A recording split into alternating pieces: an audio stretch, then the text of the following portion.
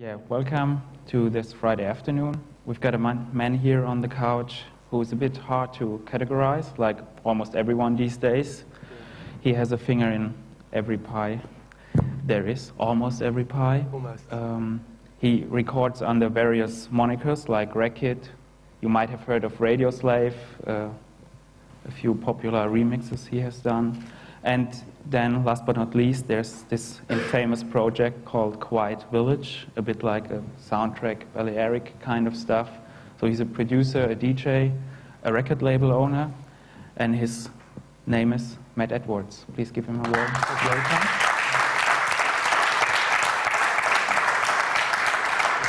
So, yeah, maybe we start with the usual silly question. How did you get into music, Matt? Your mum was listening to Stevie Wonder? I guess, I don't know, I was really lucky. I grew up in South London, and like Greg yesterday, I was totally exposed to the whole electro scene. And the first 12-inch record I ever bought was Planet Rock. And I grew up in a very multi-racial society, multicultural society, and it was very easy. There was loads of import shops. So throughout my teens, it was really easy to buy a lot of the 12s. There was a huge pirate radio station scene, I guess. And, which was always very important for London, right? Yeah, so, yeah. I mean, in the 80s it was very big, and it sort of died off in the mid-90s. But yeah, in the 80s it was all about sort of jazz, funk, and electro and soul. And yeah, I guess I was a soul boy when I grew up. Yeah. Yeah. So you went out dancing too? Yeah, we used to go to sort of, you know, these sort of underage soul gigs where they, you know, people like the Cool Notes, and you know, you'd hear records by SOS Band and all that sort of stuff. Yeah. The kids would turn up and break dance. Yeah, but no alcohol. No alcohol, no. Yeah. No. And from there on, you? From there on, I mean, I was really lucky to be exposed. A lot of my friends were already going to a lot of the clubs in London, and I had one of those life-changing experiences going to the Milk Bar, which was a very famous club in London, and hearing DJs such as Danny Rampling, who back then was actually quite good, and other DJs such as people like Pete Tong, who probably everyone knows now as being like, you know, he's known worldwide. But back then, he was actually a very eclectic DJ who would play reggae next to sort of funk, next to hip hop. And that was also the music Danny Rampling played at the Milk Bar? Danny's was more of a serious night. It was much more, well, I guess serious, but it was more. It was the Italo house and a lot more American house. I mean, I think he was one of the first DJs to bring over Tony Humphries, and. But in that period, in the early 1990s, you had clubs, famous clubs. On a Wednesday night, you had Rage, which was the famous hardcore club. With Fabio and Groove Friday on a Thursday, and then you'd be able to go back out on a Saturday, and also on a Sunday. So there was loads of things happening, and this was before the subgenres, before like drum and bass. So you know, it was a real melting pot. Everyone went to the same clubs. And you danced your nights away all week? Yeah, for the whole of the 90s, I guess. Yeah. And yeah, maybe you have an example of one of the most I don't know tracks. Do you want me to play some old stuff? Yeah. Okay. And were you already a DJ back then, or? I mean, I started DJing around 1991, and by then I'd already been buying a lot of records, and I guess we were getting more and more into American house music. And this is sort of one of these records. I mean, it'd already been out for years, but it was sort of like a big record at the Ministry of Sound. That was Fingers Inc. Mysteries, or yeah, Mystery of Mystery Love. of Dub. But yeah, that was one of the sort of records we were hearing, which was actually quite old, but again, in the early 90s, a lot of people were playing records from the past, especially people got back into playing a lot of more American house music. It's pretty different to the image being attached to house later on, like all those super clubs and dancing around your handbag. And yeah, I mean, I guess when we were first going out, we were really lucky to experience a lot of those people like Pal Joey, who were making house records that were actually around sort of 115 to 118 BPM, which I guess is sort of one of the reasons for me the whole Rekid thing started, which was to make records that were much, much slower. Yeah. Rekid is one of your projects, right? And that's sort of, you know, that's that crossover between house music and hip hop. A much more sort of 4/4, but still very slow. So maybe you want to show us also one of those? Yeah, of course. I mean, I was going to play a record that I guess this is one of the records that influenced me to start making the Rekid stuff.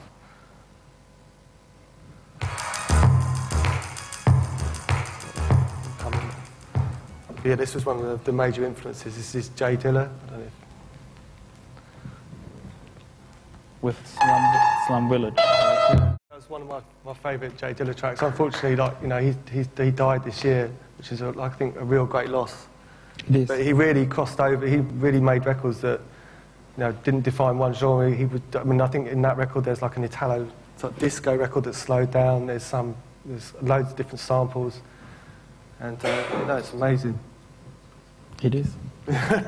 And it got you into like doing that kind of slow. Yeah, I think it really shows that you can sort of like you can take so many different influences from so many different types of music, and you can make this sort of slow. It is 4 to the floor. Is it house? Is it hip hop? Is it this? Is it that? So you're not into pigeonholing? No, at all. No, right? Not at all.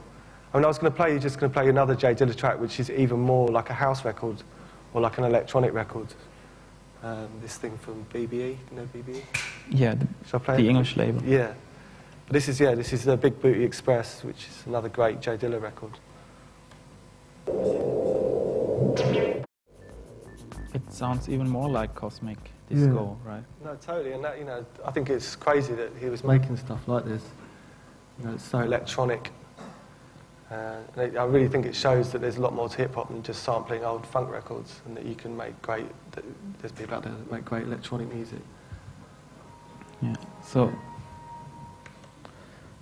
what is your take on the whole sampling thing then? I mean, I love sampling, but I mean, I guess I sort of, especially with more the Quiet Village stuff and some of the record stuff, we try and maybe choose or pick a lot of more sort of electronic records as well. Especially from Europe, and then also from places like Turkey, that will try and look further afield than maybe just American funk records. Not just sampling James Brown over and over and over and over again. But that's not to say. I mean, I've been starting listening to James Brown again because it is amazing. I didn't want to say anything bad about James Brown.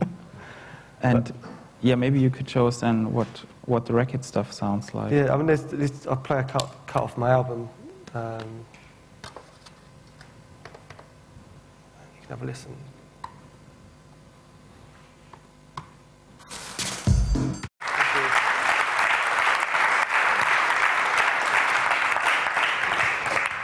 So, how would you describe your style then? Ketamine house?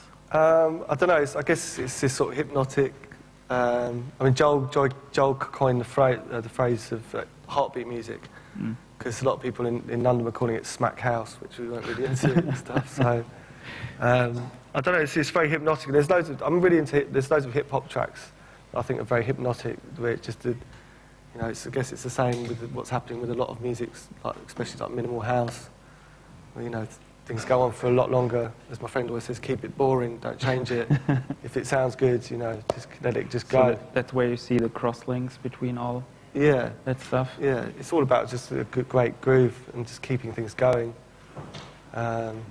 Yeah, rather than this change that a lot of people... I guess there's a split between two camps where you get a lot of people these days who want to change everything all the time. That's more apparent in, say, French producers or labels like Ed Banger or Justice, people like that, where it's very quick. And then you've got the more maybe German producers who keep it going. Very in the same groove for a very long time. Yeah, for a very long time.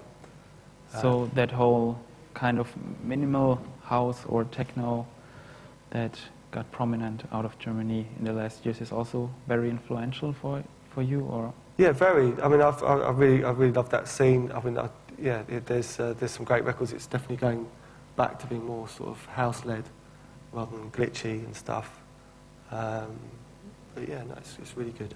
So and with another of your projects like Radio Slave, you're a bit more up-tempo, right? Yeah, I was going to play you guys I've done this remix of Mocky, and I did 2 mixes as part of the job.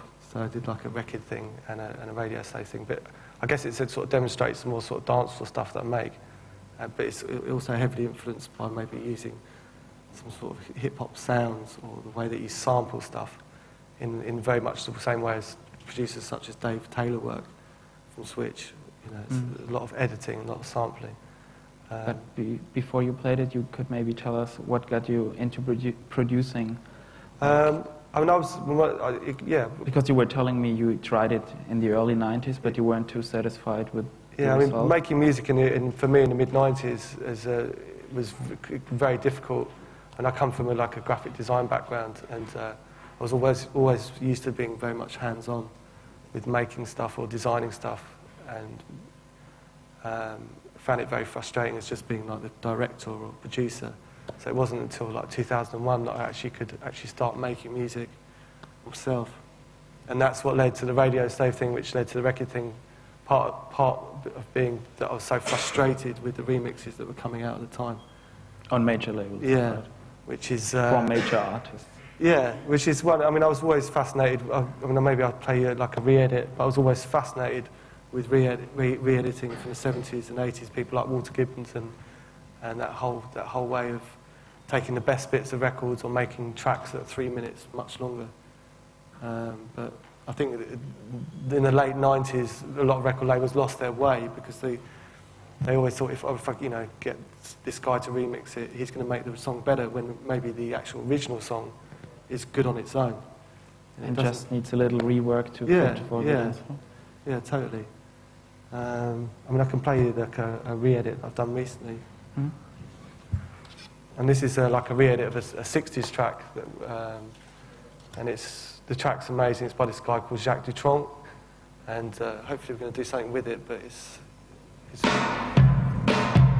yeah, that's like a really pretty simple re-edit, but I mean, you can sort of tell where it's been changed, and then it's sort of to make a 2.5 minute track basically into a 5 minute track. And what's your general take on all that re-edit culture going on right now? I like it. I mean, I think it's been abused, especially when a lot of the original records are so good, and a lot of people are making money out of, especially people are setting up bootleg labels just to release records that you can buy. You can go on to, you can go on the web and you can just search for them. Yeah, you can buy them, the originals, which are equally as good. So what constitutes or justifies an edit then? I don't know. That's the reason we started the whole Radio Slave thing. Really was just it's really about just extending stuff for the clubs, and in so much as a very sort of that old school aesthetic of making a pop record into something that's much more playable, an intro and an outro. Like what Shep Pettibone did with Pet Shop Boys. And and I think that the same rules still apply. I guess a lot of people, maybe people who aren't so knowledgeable about the music, they tend to just cut out some of the best bits. It's Joel and I have just done this Quiet Village re-edit of the Joel is your partner? Yeah, in Quiet Village, and we've just done this Osmonds re-edit, and we were basically, the story is we were in New York, and we were digging for records. It was the WFMU record fair, and we go there every year just to buy records. And we were in this place in Jersey City, and Joel found this Osmonds 12, which is like this promo-only thing. And no one knew about this record. And one of Joel's friends passed it on to someone else, and suddenly everyone knew about it, and it was on DJ History. And, which is like a message board where stuff like this is discussed. And then suddenly someone's done a re-edit, and they'd cut out all the vocal, and they'd just looped up the intro. And then, that's not a good thing. Huh? That's not a good thing? No. I mean, I can play the actual track's amazing, and it's just one of those things where I think sometimes producers or DJs don't understand that it's sometimes great to hear the whole song. You want to hear the whole song. I think people have maybe forgotten about that as well. Yeah. And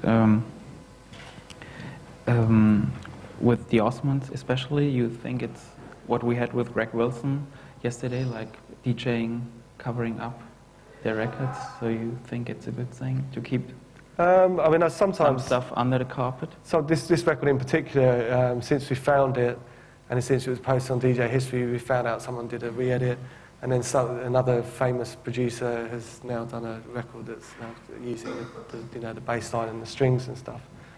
So in that respect, you know, sometimes it's best to keep things to yourself. I mean, I'm a great believer of, you know, of sharing music, but sometimes it may be, yeah. But there's an exception to the rule then. No, I don't think so. But I can play the Osmonds things is a great track, and I think it would surprise a lot of people that they actually made an amazing sort of almost electronic disco track. So shall I play it? Yeah. I'm not sure if it's 45 or 33.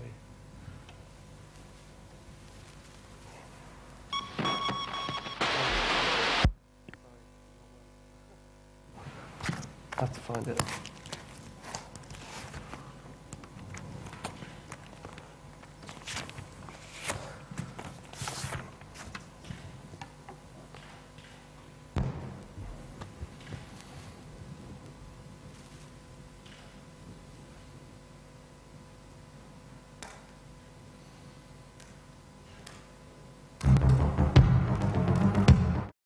So you were talking about people setting up labels for their re-edits. Yeah. You did that yourself too, right? For the Radio Slave stuff? Yeah, not well, sort of. Yeah, I mean, for a while I was doing like a label that really had no direction. I guess it was just putting out 12s. In the last year, what we've done is me and my brother-in-law have set up a proper label, and we're now signing artists, and we're looking at developing young artists, especially in the UK. Yeah. So you would recommend a business plan if you want to set up a label? Yeah. I mean, when I was younger, I guess I had no idea, and I always looked at things on the creative level. But I would thoroughly recommend, if you're going to start up a label, that you do it properly and you buy the book, because you need to keep it going. You need to make money. Everyone's trying to do you over. What does the book say about it? I don't know. It's just the whole thing about setting up a business. It's millions of miles away from where I come from. I'm just one of these people, I guess, who's more creative, who just go, right, I want to put out a record. I don't care if it sells. I just want to do it. But no, it's worth investing the time in properly. Yeah. So how would you recommend to do it then, maybe? How? Yeah. Or would you recommend to everyone who's making music and thinks, I have to put this out? I guess the first thing is find a good distributor, someone that you can trust, and make sure that you can get paid. And that's the hardest thing in the record industry, is actually getting money back. Once you've invested the time, it takes a long time to actually get your money back, because there's so many ways for a distributor, or if you say you're signed to a record company, there's a million and one excuses for them not to pay you. So that's hence one of the reasons we've set the label up ourselves.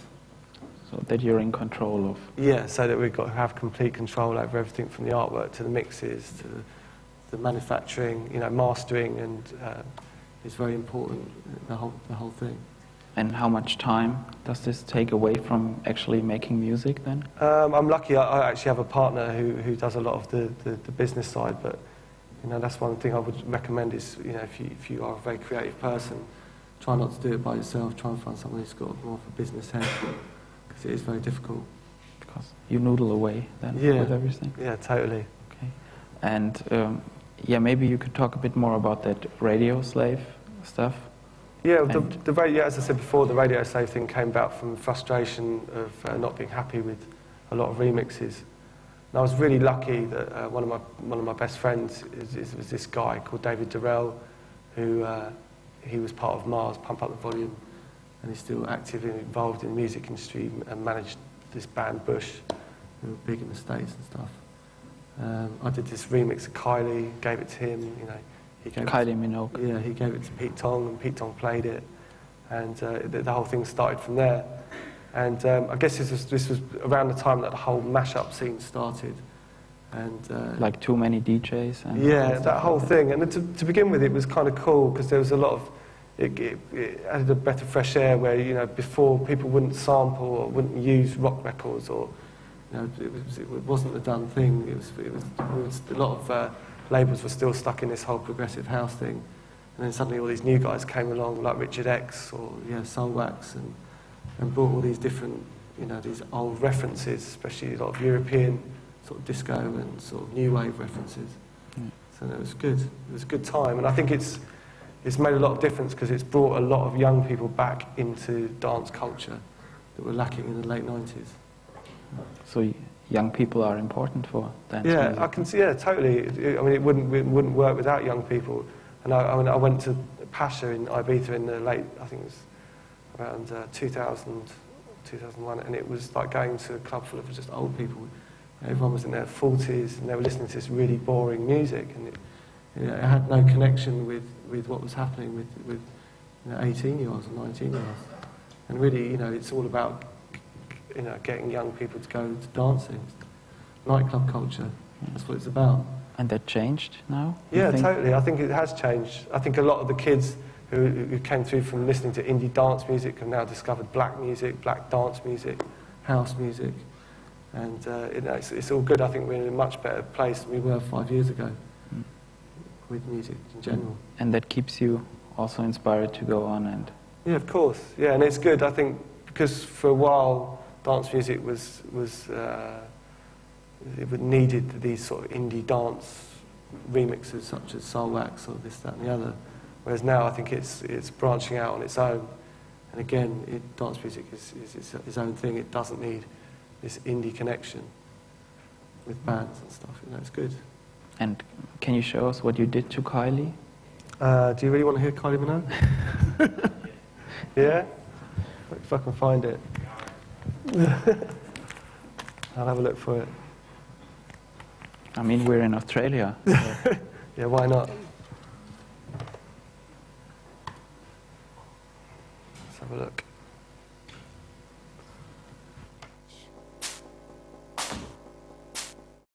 The first one I did, so I won't play that one.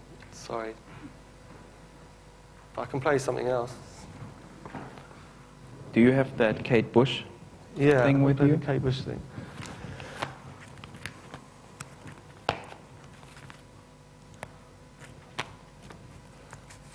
I guess this works off the same template where I'm a big fan of Kate Bush, and unfortunately she never ever they never request any remixes.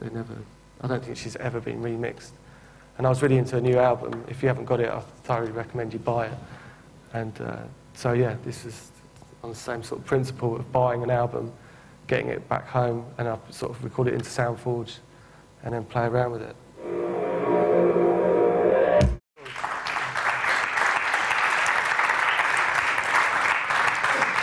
I guess that's like a real typical example of it's like a mixture of a re-edit and a remix where you don't have any parts. You have to use exactly what you've got from the record, and that was quite interesting because I think that the original of that record, I think it's like something like 70 BPM.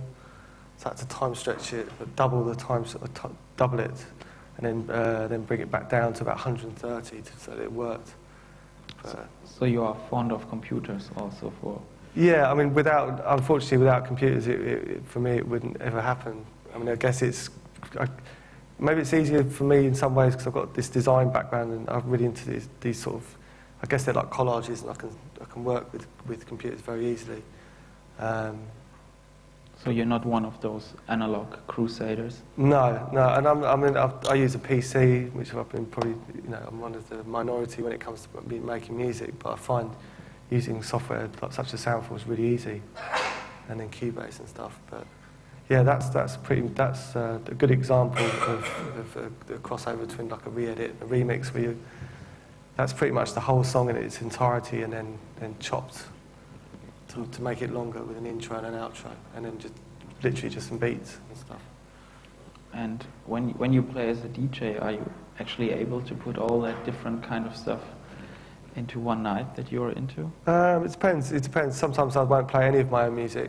I mean, I'm such a record fiend that I buy lots and lots of music every week, so there's always other people's records to play. And I'm a massive music fan of a lot of modern producers that always blow me away and really humble me. I always think, shit, I'm not doing the right thing. So you're fond of computers, but even fonder of vinyl still, right? Yeah, totally. Yeah, I mean, I'm a great supporter of vinyl. I'll always keep playing it, I think, and buying it. So you don't think it will vanish, these days? With all the new technology? Well, maybe when the oil goes, we'll have no vinyl left. But no, I think people will still buy it. I think it's become like a luxury item, especially with like the Whatever We Want records and these other labels that are very much more art-driven. It's the prices are going up because it is becoming, you know, much more of a luxury thing. And a collector's item. Yeah, and already a collector's item, especially with the you know, the pressing. I mean, you're lucky these days if you can sell over, I guess, on a regular release over 2,000 records, whereas 6 or 7 years ago you'd be looking at about 5,000. Yeah. And Whatever We Want Records is the label that puts out the quite village stuff you did with Joel Martin, right? Yeah. And it's packaged quite nicely. And yeah, no, it's packaged. It's, you know, they're all very well designed and original pieces of artwork and stuff. So you think that's important also to have as a record label, like a... Yeah, I'm still a great believer. I mean, I come from this school. When I was a kid, it was great to buy an album and actually see it as a 12 by 12 inch thing. You know, I can't buy MP3s. I'm not into it. You know, only just before I left to come here, I lost 4 years worth of photographs on my laptop. So it's a pity. Yeah. So, and that's the same with music. You know, if you have a computer and all your music's on there, unless you back it up, you're going to lose it, I guess. Yeah. And the surface feel. Yeah, of course. Piece of vinyl. And yeah, maybe you can show us one of those Quiet Village. Yeah, I was going to play one more re-edit, if that's cool. I was going to play this. This is another one of those DIY sort of jobs that actually in the end came out, which is quite rare these days. But this is of a Paul McCartney track called Temporary Secretary.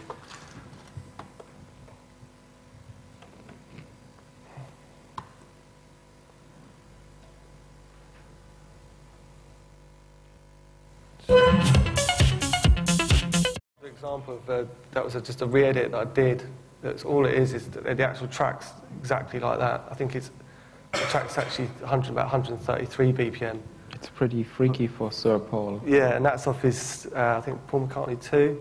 And all I did was just literally cut the whole track up into time and put a beat underneath it. And luckily, at the same time, I think it was Parlophone were about to release this compilation, and they ended up pressing it up, which is pretty mad, really.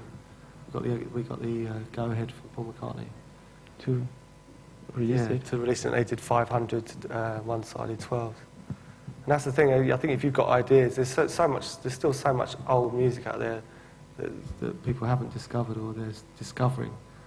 But I think, especially with major artists, I think they quite like it. They have their ego massaged by these young kids coming along and sampling it and stuff.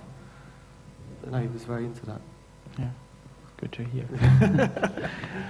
And yeah, compared to Quiet Village? Yeah, the Quiet Village thing is totally different. This is a project I do with my friend Joel Martin, which is we've released 3 records now on this label called Whatever We Want. DJ Harvey releases his Map of Africa. Map of Africa stuff with Thomas Bullock, who was in ARE Weapons. And this is much more of a sort of cinematic side to what we do, and it sort of draws references to Joel and our obsession with artists like Vangelis and Klaus Schultz soundtracks. Krautrock. Yeah, Krautrock to a certain degree, but I guess it's a real love of soundtracks, and we're actually going to start working on an album in January, which is going to be quite mad. So. And what is your take on the hype around that whole stuff? It's good. I mean, I really think down-tempo music is going to have a real resurgence next year. I mean, in the late 90s, mid to late 90s, in the mid-90s, you had artists such as DJ Shadow. It was very experimental. Then you had people like Air and 07. But this went all into coffee table. Yeah, it became very coffee table. And then you had all those Barbuda sort of compilations, and the whole scene became so diluted that I think it lost its way. And that's not to say that people haven't been doing it since, but I don't think it's not had the reaction from maybe the press and media. And, you know, trends come and go, and you know, the same with house. You know, the way that it suddenly goes electronic and then it would go a lot more live based. I think there is going to be resurgence for down-tempo music, for sure. It can be done in a positive way. Yeah, and much more of an edgy way. I think, yeah, definitely. I mean, I can play this a couple of tracks that we've done that we've already released. I think it'll give you a good example of the kind of tempo and mood. And would you describe it as Balearic? Yeah, I definitely. I think it is Balearic. I mean, Joel and I both we're massive collectors of that scene, and I've always been fans of the Balearic sound. So, what is the Balearic sound? I knew you were going to ask me that. It's incredibly hard to define because Balearic music can be a pop record, it can be a rock record, but primarily, I guess, it's this mid-tempo, sort of chugging, sort of druggy. Yeah, I guess. Druggy sound that came about in the mid-80s. When all the English people were travelling towards the Balearic Islands. I think it was happening. I think from what we've seen now, from people like Daniel Bordelli and all these other DJs, I think there are a lot of people who realised that it was happening without England. Yeah, also. Yeah, well, no, completely. it was always there. This scene or this sound, which fits, in between very slow and club music. But I can play this one. This is the first record we ever did for whatever we want.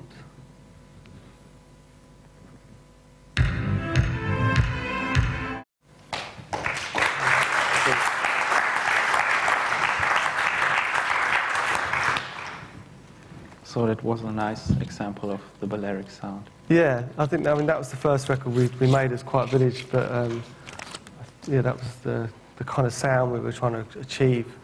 It was this slow disco that's maybe with the Rekid thing it's much more sort of electronic. Hip hop sort of has a much more hip hop edge, whereas this is much more, yeah, as you said, Balearic and yeah, sort of floating. Yeah, floating, yeah, and trippy and stuff. And yeah, it just draws references where it's that sort of sound, that where it's the sound that's between soundtracks and almost disco. And a lot of, obviously, in the late 70s, there was a lot of that stuff that was made. I think everyone pretty much made a disco track. I was going to play you like another example of an Ennio Morricone record that basically made a disco record. And it's pretty much been a great influence on Joel and I.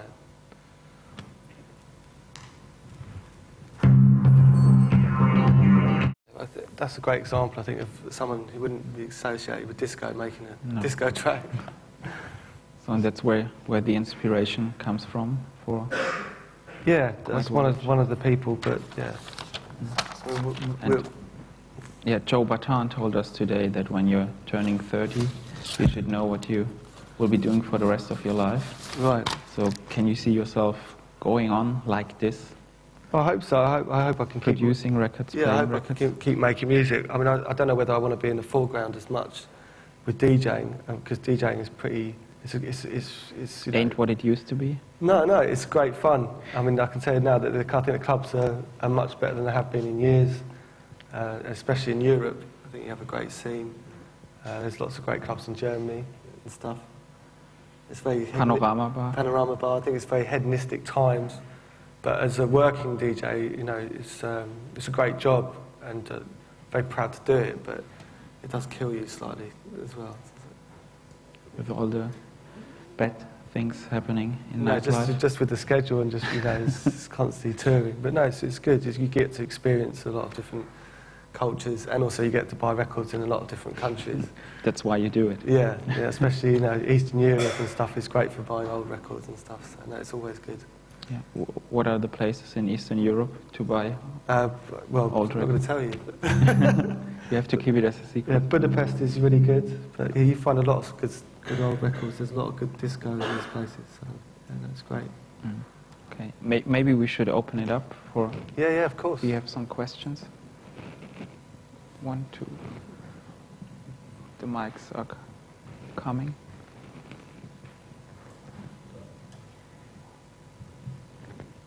Hey, hello. You mentioned that you would bring a song into sound form. Are you a fan of the Sonic family of products, and what do you do once you bring it into? I usually only use SoundForge as a recording tool, and I tend to just edit the sounds or that I'm sampling in SoundForge. I really like it as a program or as a piece of software. Yeah, no, it's really good. I mean, I still am looking to find new things that I'm comfortable with. You know, I'm not sure whether I want to become part of the Mac family and only use Logic as a sequencing tool, this, that, and the other. Because I think it can be a bit restricting. I think that maybe, I don't know, you get a certain sound. But it's whatever you're into. I think it's all about ideas. In the end of the day, it's all about what's in here, and that's how you're going to make music. Without that, you know, you can use lots of different things, but unless you have the ideas. But yeah, no, SoundForge is one for me, definitely. As a producer and a record label owner, yeah. Is there some legal advice you'd like to share with us, or any important thing we should know? I don't know. As a producer, I would always suggest that, well, if you can, it's always great if you're a creative person, if you can find someone that can help look after you to a certain degree, maybe not in a managerial thing to begin with, but if there's someone who can actually look after you, whether it's a friend who you know who's good with business, because you can get very lost. And I found for the first 3 or 4 years that I didn't know about putting money away for this, for tax, or for certain different things, and you can end up you think, oh, I'm making loads of money, and then suddenly you're not. Suddenly you owe people loads of money. So it's important. I have 2 questions. Yeah. One is there something for you? Is there a border where something becomes kitsch for you? Kitsch? Yeah. Or is everything good as long as it's... I don't know. I mean, I really like pop music as much as any other type of music. I think a lot of people, they won't buy into popular culture because they want to be really underground. But you've got to remember that the reason that people are signed to major labels is because they're bloody good at what they do. So I think, I try and check a lot of albums by people that maybe people think they might be completely cheesy, but there's some amazing producers out there, and the reason that they're working with these artists on major labels is because of the fact that they're so amazing. So I don't know. I'm always surprising myself by the albums that I buy. I'll buy a Britney Spears album just to hear one track by one producer, just because I want to hear what he's doing, because it might be completely crazy. You never know. Yeah. And did Kate get in contact with? Did I get in contact with Kate Bush? We tried to, but it's really difficult. She lives in a cottage. Yeah, she lives. She's a real reclusive, and she smokes loads of dope, and I don't think she does much but do that really. Yeah. Yes.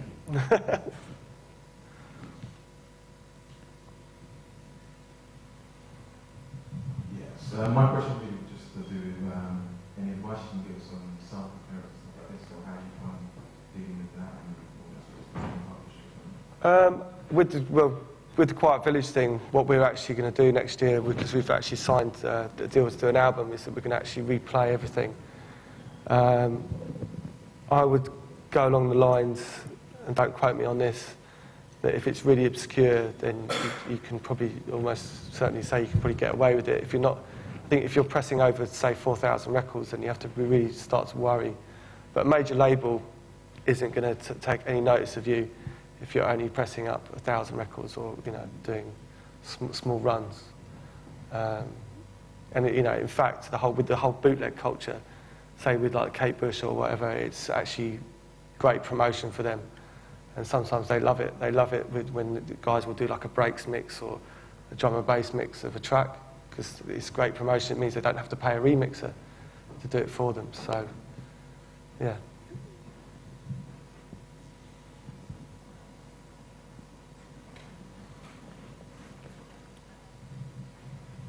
Hi, I was wondering, as a label owner, and I know you're saying that you save on MP3s and things like that, but there's so many websites and blog sites out there now that can be a great source of revenue, like DJ download and things.